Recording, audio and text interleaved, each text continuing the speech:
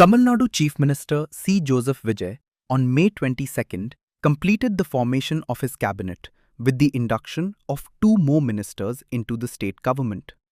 VCK MLA Vanni Arasu from Tindivanam and Indian Union Muslim League MLA AM Shah Jahan from Papanasam were sworn in as ministers at a ceremony held at Lok Bhavan in Chennai.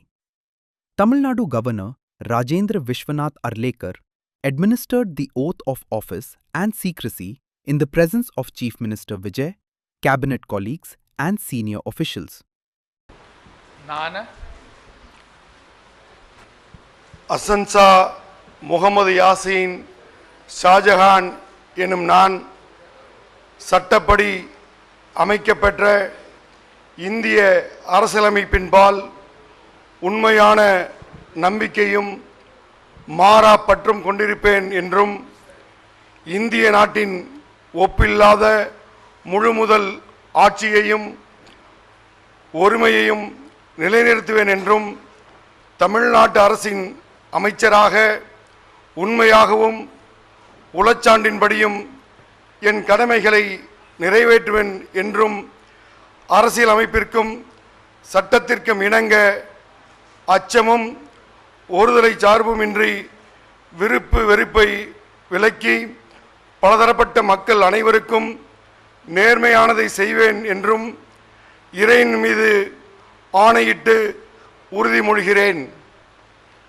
நான் அசன்சா முகமது யாசின் ஷாஜஹான் என்னும் நான் தமிழ்நாட்டு அரசின் அமைச்சர் என்ற முறையில் எனது கவனத்திற்குள்ளாவதும் தெரிய வருவதுமான எந்த பொருளையும் அமைச்சரின் கடமைகளை உரியவாறு நிறைவேற்ற தேவையான அளவுக்கன்றி ஒருவரிடமோ பலரிடமோ நேர்முகமாகவோ மறைமுகமாகவோ அறிவிக்கவோ வெளிப்படுத்தவோ மாட்டேன் என்று இறைவன் மீது ஆணையிட்டு உறுதிமொழிகிறேன். Following the allocation of portfolios, AM Shah Jahan was assigned the Minorities Welfare Department, while Vanni Arasu was given charge of Adi Dravidar Welfare and Hill Tribes Welfare and will serve as the Minister for Social Justice. நான் வன்னி அரசு என்னும் நான் சட்டப்படி அமைக்கப்பெற்ற இந்திய அரசியலமைப்பின்பால் உண்மையான நம்பிக்கையும் மாறா பற்றும் கொண்டிருப்பேன் என்றும் இந்திய நாட்டின் ஒப்பில்லாத முழுமுதல் ஆட்சியையும் ஒருமையையும் நிலைநிறுத்துவேன் என்றும் தமிழ்நாட்டு அரசின் அமைச்சராக உண்மையாகவும் உளச்சான்றின்படியும் என் கடமைகளை நிறைவேற்றுவேன் என்றும் அரசியல் அமைப்பிற்கும் சட்டத்திற்கும் இணங்க அச்சமும் ஒருதலை சார்பும் இன்றி விருப்பு வெறுப்பை விலக்கி பலதரப்பட்ட மக்கள் அனைவருக்கும் நேர்மையானதாக செய்வேன் என்றும் உளமாற உறுதியேற்கிறேன்.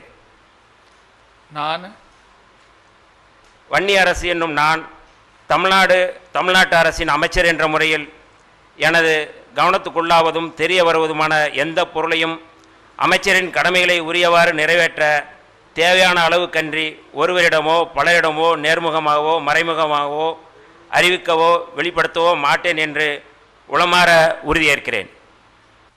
With the induction of 55-year-old Vanni Arasu, the number of scheduled caste representatives in the cabinet has risen to 8. The expansion is significant as it marks the first time that both the VCK and the Indian Union Muslim League have been included in a Tamil Nadu government. Feeling very much happy. Really, it is a historic moment. After independence, we faced many elections. This is the first time in Tamil Nadu history.